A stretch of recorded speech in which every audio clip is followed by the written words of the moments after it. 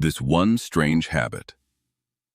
If you studied the most genuinely peaceful people you have ever encountered, not the people who performed peace, not the people who suppressed their emotions behind a spiritual mask, but the people who were genuinely, durably, unshakably at peace in a way that neither good news inflated nor bad news deflated, you would find that they all share one habit.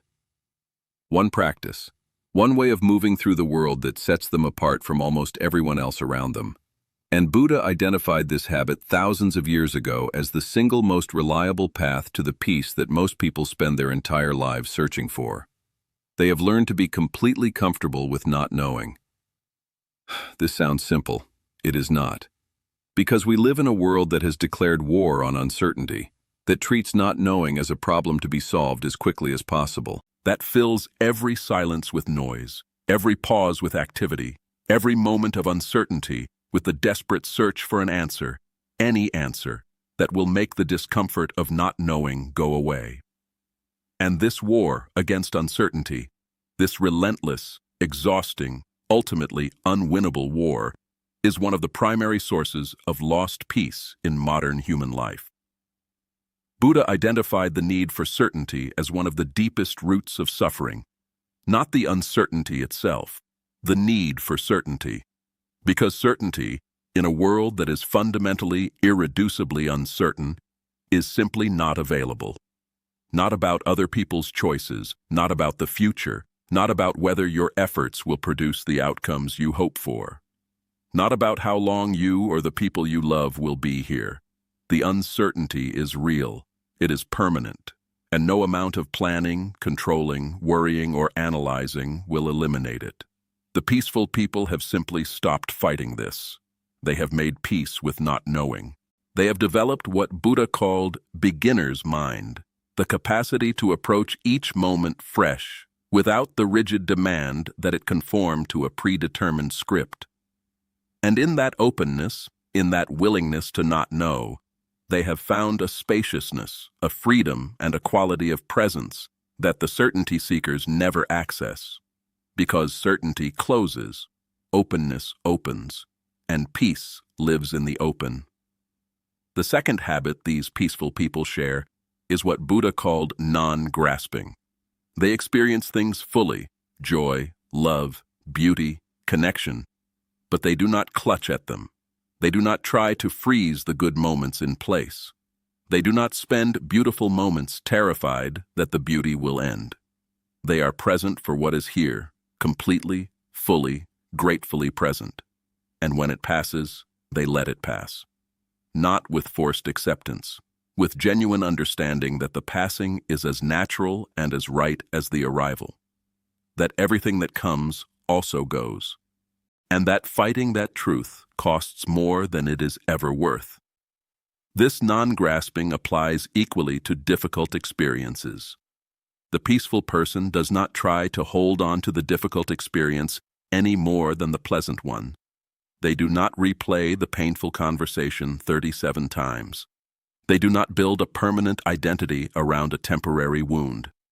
They feel what needs to be felt, completely and honestly, and then they let it move through them rather than making it a permanent resident. Emotions are energy designed to move. The peaceful person has simply learned to let them. The third habit is radical honesty with themselves.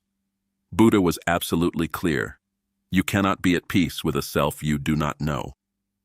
The person who avoids honest self-examination, who never looks at their own patterns, their own wounds, their own contributions to the difficulties in their life, is carrying a weight of unconscious self-deception that makes genuine peace impossible, not because self-knowledge is always comfortable. It is frequently uncomfortable. But because the discomfort of honest self-examination is always less than the chronic suffering of living in denial of what is actually true. The peaceful people look at themselves clearly. They know their triggers, and they understand why those triggers exist. They know their patterns, and they take responsibility for them.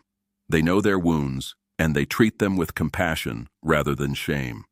This self-knowledge does not make them self-absorbed. It makes them free. Because you cannot change what you cannot see. and you cannot be at peace with a self that is permanently hidden, even from yourself. The fourth habit is the daily practice of gratitude. Not the gratitude of saying thank you when something good happens. That is easy, and anyone can do it. The deliberate, practiced, disciplined gratitude of finding something genuinely worth appreciating, even on the hardest days. The peaceful person does not wait for life to give them something to be grateful for. They train their attention, every single day, to find what is already here, already good, already worthy of appreciation.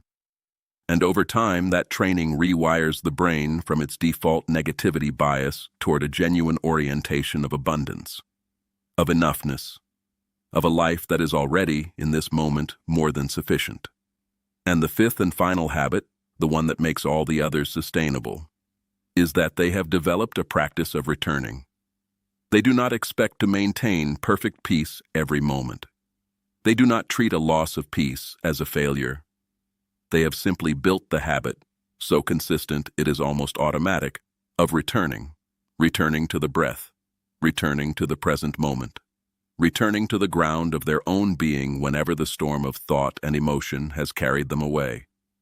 The return is the practice, not the permanent maintenance of calm, just the return, again and again and again, with patience, with gentleness, with the unshakable understanding that peace is always available, always waiting, the moment you remember to return to it. You can build these habits, starting today, starting with the smallest version of each one. Sit for 5 minutes in the morning without reaching for your phone. That is the beginning of comfort with uncertainty. Let one difficult emotion move through you without acting on it. That is the beginning of non-grasping. Look honestly at one pattern in your life. That is the beginning of self-knowledge. Find one specific thing to genuinely appreciate today. That is the beginning of gratitude. And when you lose your peace, and you will lose it, everyone does, return. Just return. That is the entire practice. And it is enough. Save this and share it with someone who is exhausted from searching for peace in all the wrong places.